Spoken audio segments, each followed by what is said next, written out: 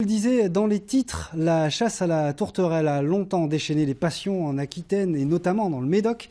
Le ministre de la Transition écologique a tranché en réduisant drastiquement les quotas de prélèvement de cette espèce classée vulnérable.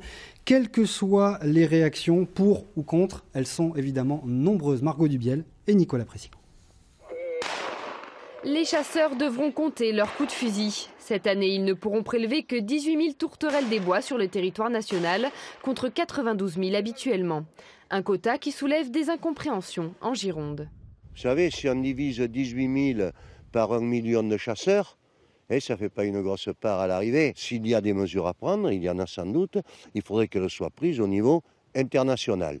Donc, incompréhension vis-à-vis des chasseurs français qui, dans cette méthode-là, semblent être les seuls à payer l'addition. Cette espèce vulnérable a fait parler d'elle dans le Médoc, notamment dans les années 90 où les chasseurs continuaient de prélever la tourterelle au printemps pendant sa nidification. Une pratique interdite qui a soulevé l'indignation des défenseurs des animaux. Heureusement aujourd'hui, ce braconnage n'existe plus et les tensions sont apaisées.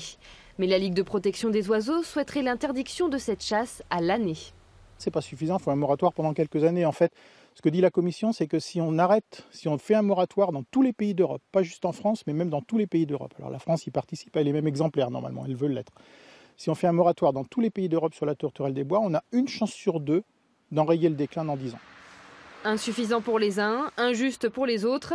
Une chose est sûre, avec ce quota, la tourterelle des bois aura un peu plus de répit cette année. En bref,